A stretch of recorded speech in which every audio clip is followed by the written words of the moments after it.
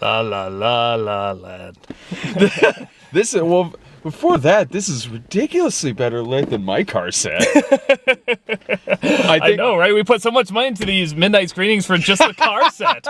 We could just go in a car. If you look at IMDb, it might say the budget for midnight screenings is $20,000 an episode. I don't know if that's true. I'll have to check with Ryan on that. Bottom line, there's much more money put into these than La La Land. This cheap, God, just no money put into it at all.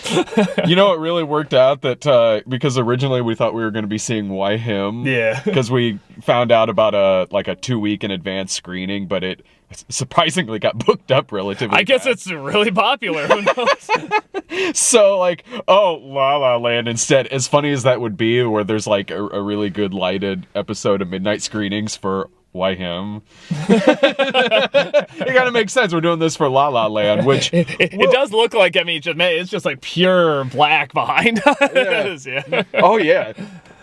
Which is weird. It's pure black, but when I turn around, there's like Christmas lights. It's Griswold's house right behind us. It's sort of like, is that really back there? Am I imagining it?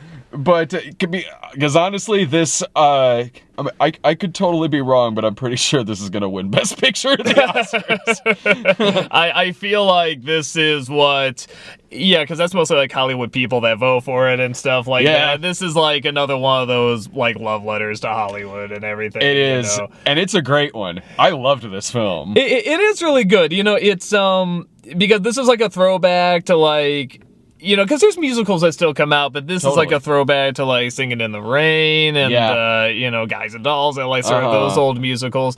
And if you like those, you're gonna adore this. You totally will. I'm one of those people where even though I appreciate the hell out of those movies, I don't get that into them. No, and I totally get it, and I should, because by God, the effort and the talent, and they make it look so effortless, and they just do all these bright colors and these incredible dance moves just with this big smile, like, oh, this is just Friday for us, but it's like, it's amazing the dedication you need for those. For me, it's always kind of like they're just so happy and so bouncy, and there's almost no conflict, and when there is conflict, it's always like, oh no, he's gonna marry that bad girlfriend, or like a bad rom-com. Yeah. Which I know is part of the charm of it too. And that's what I thought most of this was gonna be, and then like the second half. Oh yeah. It's really interesting. Which is kind of why, because I kind of like what you just said, where it's sort of like, I get why people like musicals like that. I get why people don't. Yeah. In that I get why people wouldn't be a fan of really any genre. Yeah. You know what I mean? Like, when you run into people who say they don't like horror movies, as much as I like horror movies, I get why it wouldn't be somebody's favorite. It's the same way with musicals, too. This one, on the other hand, I'm not gonna blanket say, like, if you dislike musicals, no, you will still like this. But I imagine there will be a lot of people out there who musicals aren't really their favorite genre in the world, but will really find something to like about this movie, because it's really clever, because the first half of the movie is what you would think from a movie like this. I mean, it's great. It's great. It takes place in Hollywood, and it's about a struggling actress who's Emma Stone, and then there's a struggling jazz pianist who's Ryan Gosling, and they find this romance together, and it's all bittersweet. There's musical numbers in the magic hour, in front of the sunset. Yeah, this whole movie is just done all at the magic hour. Yeah, it's like a Tony Scott musical. Yeah, no, it has to be an effect, which, is, because you can tell these are real, they're either real sets or they're really outside, and then they just have to somehow digitally do that background, which is a pain in the ass. They do it's like digitally putting in Gollum over Andy Serkis. It's like, it can be done, but god damn, that's got to take a lot of work. I feel like it's the same thing here. Or if it's a green lush screen matte painting in the background. So visual effects to it. Yeah, so I mean, it's very impressive, because it's the exact same sky in every scene, but it's like the most beautiful sky. Yeah, every single time. I know how quickly that kind of sky can go away, because you can see some midnight screenings episode where we just kind of happen to be filming going around that time, and by the end, it could be like a 20 or 30 minute review, and by the end of it, it'll be like completely dark. Yeah. So like, there's people who have I think like the 9 Lives video is like that, and there's people who've like sped it up to be like 5 seconds, and it's just daylight and then night by the time we're done talking. So it's like, yeah, I know how quickly that can go, that you can that you can lose that. In X-Men 3, like, one of the many complaints was that, it goes from, like, dusk to night in, like, a few minutes. I'm like, no, that happens in Chicago, like, all the time, definitely. Yeah. Right. And also, like, they do such great...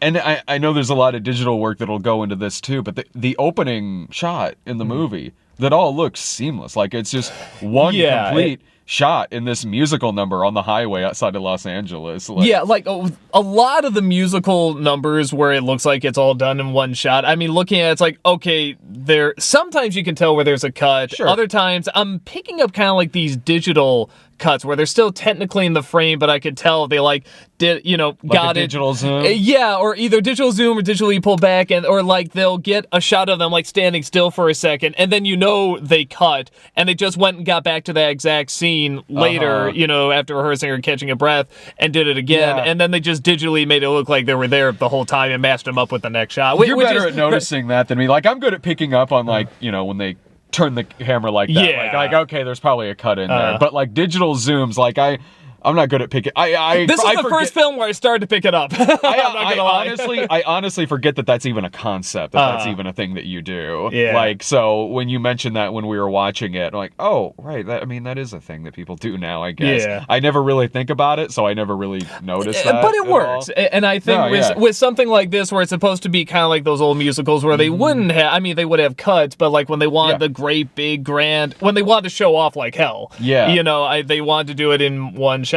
And is trying to recapture that, and I think it really works. I thought so too. So the first half of this is very much the bright, colorful. Like the first song, you don't even see any of the main characters. It's just people get out of their cars, start dancing, and then that's it. It doesn't tie into anything, just like those old musicals where they have a song that doesn't have anything to do with the main characters or anything. No, not except for the very, very end when it zooms into Emma Stone in her car. Yeah. But no, that's the first thing you see in the movie is them all dancing, and then it ends with that great shot where they're on top of their cars and you can even see the row of cars behind them. Yeah, like all behind them, which again was probably digital, but it's like it's hard to tell. Either way, it's impressive. It's cool. Yeah, it's really, because it looks real. It looks like this is real. That like, I mean, maybe it is, but like if there is digital work that is in that shot, fuck me, I can't tell. Yeah, no, it's really well done. And then sort of the second half, as the romance starts to get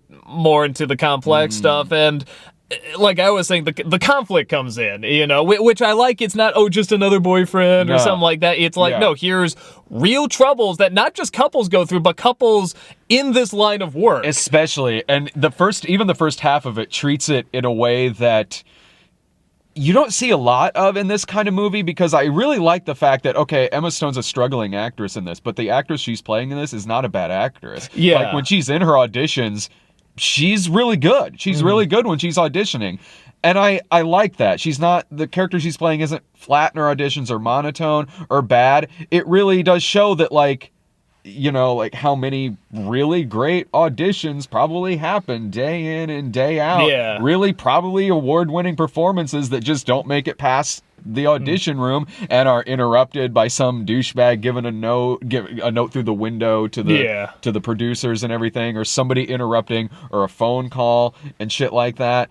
That was really cool. And what I like too about the second half of the movie is, even in the first half, the first half ends with like the little, like, what do you call that kind of zoom? The iris. The iris coming in, where like normally it would be like the end. Yeah, you think it's gonna, Yeah, but even in the first half, you can kind of tell, like, if this were real life, this couple probably wouldn't last very long. For a lot of reasons, like the career paths that they're going on, and also the fact that, like, at times, Gosling's character in this is a bit of an ass.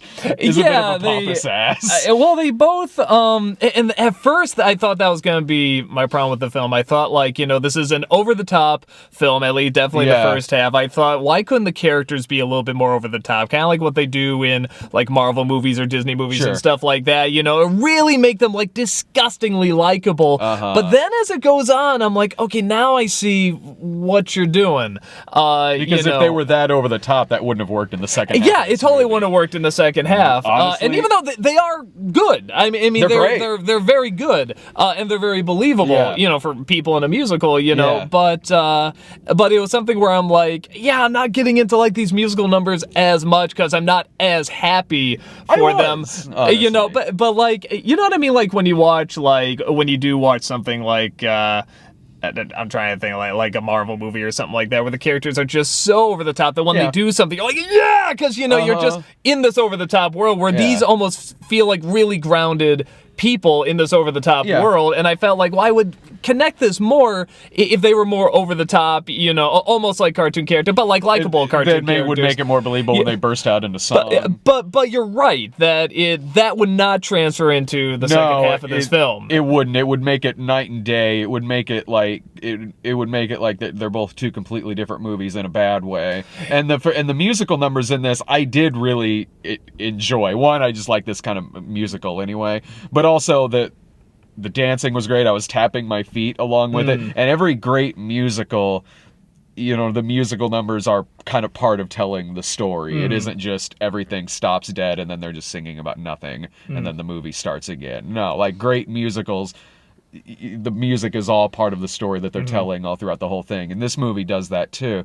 And when it hits the second half of the movie, when it shows like what would realistically happen past the point of where like the Hollywood musical ends, because really in the second half of this movie it drops being a musical. It's very clever because the music is still there. There is music, but you're right, there's not as much singing, there's not as much dancing. Like when there's a musical moment, like maybe he's just playing the piano and she'll sit down next to him and they'll just sort of start singing together like sort of a normal couple would do, and it's kind of like the musical segments, they're still there but they're almost more turned down and muted, and again it's like not muted but reality sets in. It's like now the music is being used like how reality uses the music, and again like with the relationship it's like the reality is setting in, and that was very clever. She has the moment where she's auditioning there towards the end, where she has her big musical number, or big Oscar musical number. She is at least going to get nominated. I'll be shocked if she doesn't win. No, that like they just saw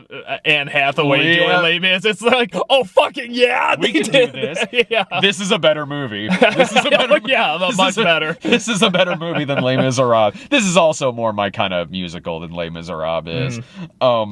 But then also, it does a really beautiful thing towards the end of the movie, and you see this a little bit in the trailer, also on the poster too, honestly, where it does a really clever thing where it shows what the second half of this movie would have been like if it continued being a musical. And I really loved that. And again, without giving away too much, I really felt, because I'm watching this and I'm just like, because it's done through Ryan Gosling sort of playing the piano again. By the way, mad piano skills from Ryan Gosling. Who the fuck knew? I mean, you're just watching him play this stuff, and it's like, I don't know much about playing piano, but I'm like, you just watch his hands go, and you can tell he's really playing that, and it's like... I was looking very closely. I was like, is he doing this, or is this like Michael Douglas in Behind the Candelabra, where it was like some digital work and things like that, but I don't know. If it's digital, it's phenomenal. This seemed like it was really him doing it. I don't know, how... I'm usually pretty good at catching that stuff, and it looked real. But I felt like, that whole last segment was kind of like, this is his musical, like I'm just gonna play our romance, like almost like how I saw it, what it was, what it could have been, a little bit what it is and what it could have been, and that was just a nice little, it wasn't even little, it was like huge, it was small, it was just sort of like everything, it was all encompassing. And it was really sweet too, because like what's great about Gosling in this movie is this is the kind of part that could easily be played wrong. Like one wrong note in his character, and he's really fast. And he would be nothing but like an unlikable, like just kind of pompous dick. But damn, Ryan Gosling's really cool, and he's funny. He is funny in this movie. There's moments where, like, you know, he's a big music snob in the movie and things like that. But goddamn, like in the next scene, he might do something really funny, and like and throughout all this stuff like that, throughout the faults that his character has, he has great moments where, like, these two do really care about each other. These two are obviously in love. Like when he goes to where her folks' place are, and he like talks about the audition. Talks about the audition and like gets her, like, does his own motivation to get her to go do this audition, which was one of the best scenes in the movie. It was very, very funny, and it was really, really cool. And he's fantastic in this movie. And it was so weird at the end, because we're getting into spoilers here, but there's a character that turns up at the end who was with the character who was with Emma Stone at the end when they go to the jazz thing is Tom Everett Scott. And I know that name. That Thing You Do, American Werewolf in Paris. Oh, that's it. Oh, we were talking about him a little bit. We were talking about him yesterday, because I didn't know he was in this movie until he popped up. And even when he popped up in this movie, I had to wait until the ending credits to be like, was that him? Because it looks like he lost a lot of weight, honestly. Because I've seen him in 2 movies this year. One is this film, which easily one of the best movies I've seen of the year. I will be surprised if this doesn't win Best Picture at the Oscars. And the other movie I saw him in was Left Behind: The Next Generation. He was the scenery chewing villain. Oh, I'm sorry. The full title of the movie was Vanished: Left Behind: Next Generation. I just want to see the Rapture is coming. Engage. I wish. I fucking wish. The Enterprise tries to stop the end of just the world, the galaxy. Tom Everett Scott at both ends of the spectrum this year. You don't see that very often. You know, and you're talking about Gosling being a man that's could have very easily been played wrong or too overbearing or too jerkish and stuff like that. I'm thinking Emma Stone, I think, very easily could have been played too weak. You know, I'm thinking like the way this is written, you give it to kind of a lesser actress, and she would just kind of look like the, you know, wavy ditzy, oh, I don't know, I just want to follow my dream and stuff, but you really feel the struggle that she's going through. And again, seeing she's a good actress and saying, okay, play this like it's a real goddamn audition, you know, I think really makes a difference. Me too. And for me, like, you know, the one scene, the big long shot, which again, I'm wondering if there's a cut in there because they do circle around her head and stuff, but that's nitpicking.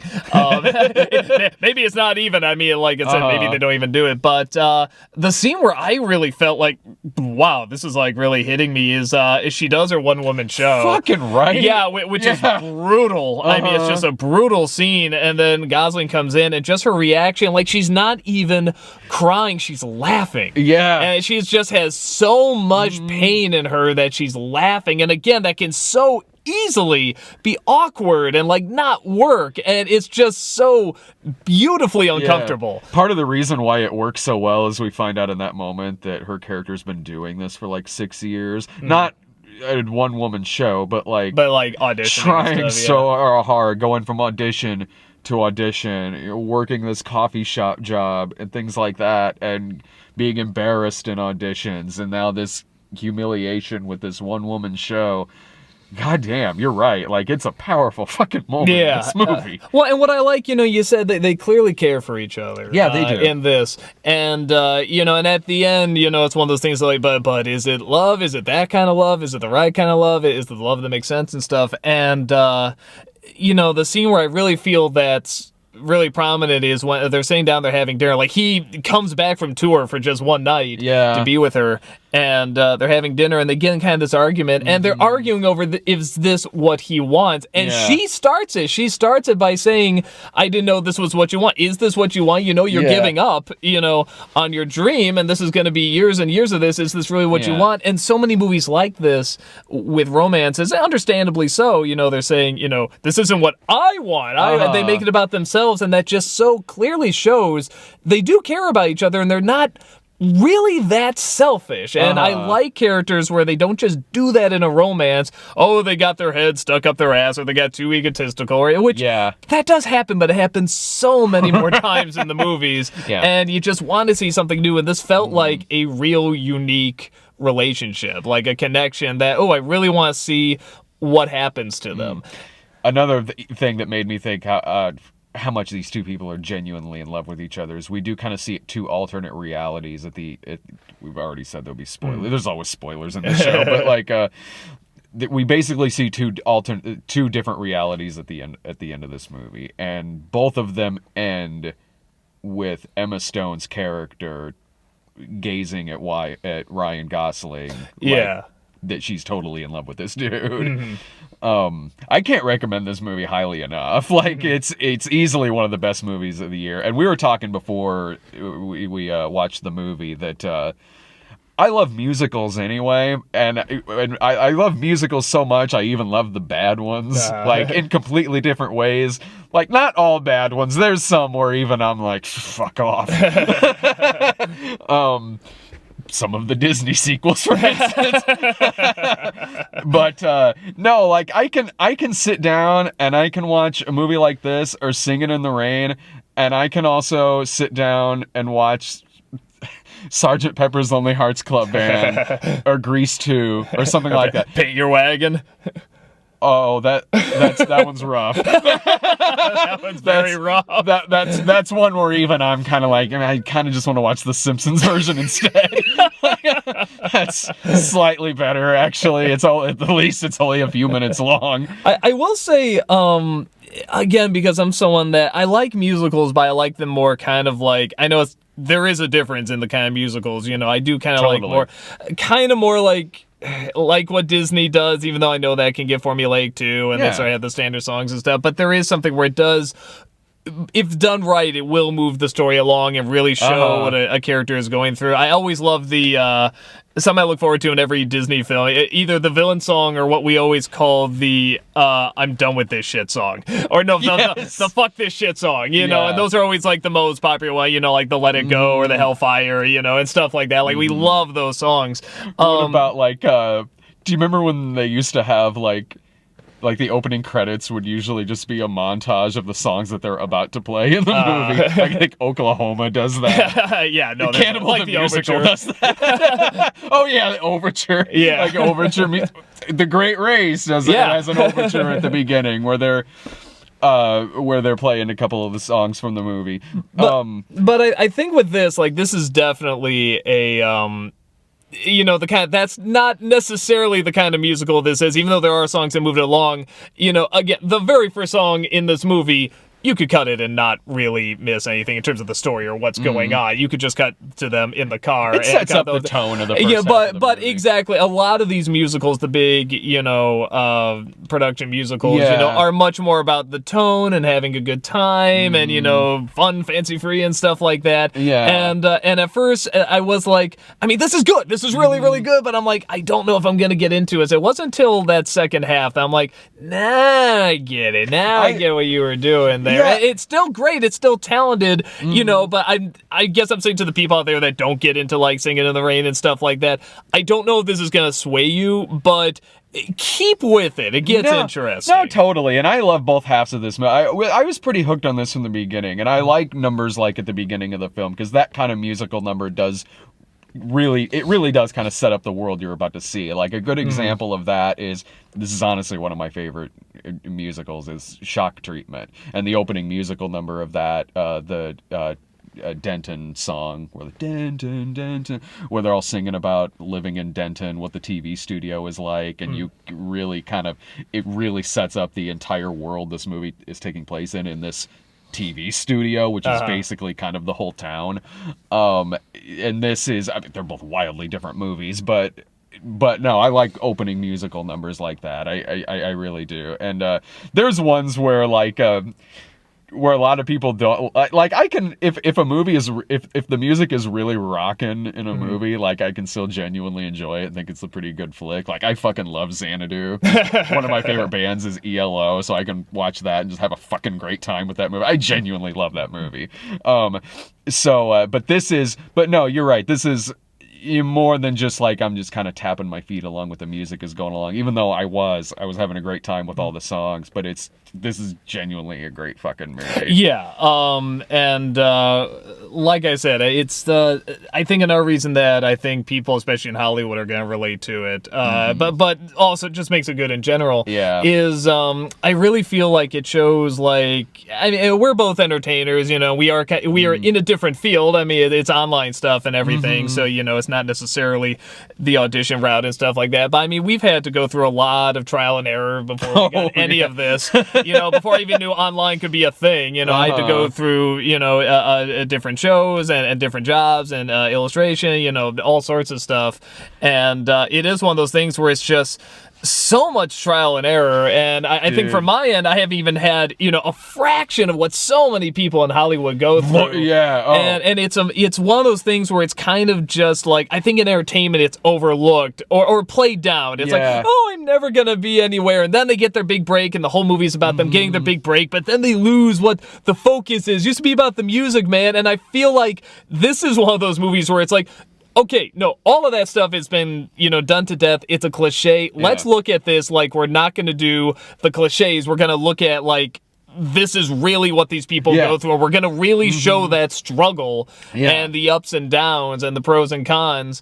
And, you know, even at the end, it's kind of like one makes it and the other does technically make it, but just not as big. He's seen as he's not that he really wanted to be big by any means, but he wanted to have that bar. He wanted to have that jazz club, and he got it. Like that was his dream. That was his dream, to have his own club and to do his own music, and he got that. Both of them really kind of, other than having each other at the end of it, both of them are pretty successful. Well, and that's such a big thing that I think a lot of these you know, sort of movies and romances miss. It's that, you know, because they always like to throw it on one bad character, the one that they're gonna marry that they don't love, or the jerk boyfriend or girlfriend or whatever. And this is like, no, sometimes it's just the situation gets in the way, and it's either like your dream or your love, or, you know, which love do you want? The love of your job or the love of your special person? And that happens a lot in Hollywood. Yeah, no, a ton. I mean, that's why when people are like, oh, Hollywood couples, tee hee ha ha, they always break up and stuff, it's like, there's a reason. There's a reason they get together, and there's a reason they break up. I mean, it is like that world is a really tough, stressful world, and it's a very different world than like what most people live, you know? So I like that this really does kind of address that without going the typical, you know, used to be about the music, man. Even though they kind of do that too, but they do it in a way where it's like you feel like you haven't heard this before. No, because you're seeing it through genuine eyes. Yeah, you're seeing it through you're seeing it through characters that don't feel like cliches. Even though we've seen this kind of story before, like something like New York, New York that Martin Scorsese did. But yeah, it just, I don't know, it just feels genuine. It feels 100% genuine. It feels like a loving tribute. It feels like, man, I just want to see more movies like this. Yeah. I really do. I want to see, and also that they do a great thing at the beginning of it where it shows the CinemaScope logo. And in the square, like, and then it stretches out. This is what I want to see in like CinemaScope, not like Hateful Eight. We're just hanging out in a cabin for 3 hours. Like, I mean, you know, that movie has its fans. I like this movie better. Yeah, this definitely feels like it takes advantage of the fact that it's going to be like these old school musicals, but with modern updates. Yeah. You know, and and a lot of people, that alone almost seems like a cliche, you know, the modern updates, but it's like, there's, if you have the technology, you have the ability to do it, do it. Yeah, go for it. You know, just have the discipline and have the restriction to know what to use and what not to use. And it seemed like this knew what to use, you know, and like I said, it's definitely one of those where if you like those old musicals, you're going to adore this beginning to end. Yeah, absolutely. Even if you don't love those, I would say still give it a chance, because when you see what it does, it's like, ooh, okay, like this was really clever. This was really, really smart. I'm definitely going to write to Sarah about this. Sarah will hands down love this film.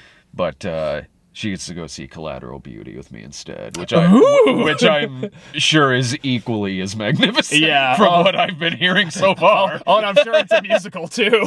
Actually, oh my God, I hope so. Will Smith will do a rap to Death. I'm Death. Nope, nope. Death just don't understand. Holy shit, if that happens in that fucking movie, I don't know what the critics are talking about. This is a fucking masterpiece. She and I are both looking forward to that in wildly different ways than we were looking forward to La La Land. I write to Sarah and I'm like, okay, so I'm being told that Collateral Beauty is like a spiritual successor to Winter's Tale. Do you want in? Sarah writes back, fuck yes, I do. Even from the trailer, I'm like, I wonder if this is just a prequel to Will Smith's devil character in that movie. You gotta wait for the Jimi Hendrix shirt to pop up. One last thing I think we should address about this before I forget, because this is a musical, there's a lot of dancing, there's a lot of music.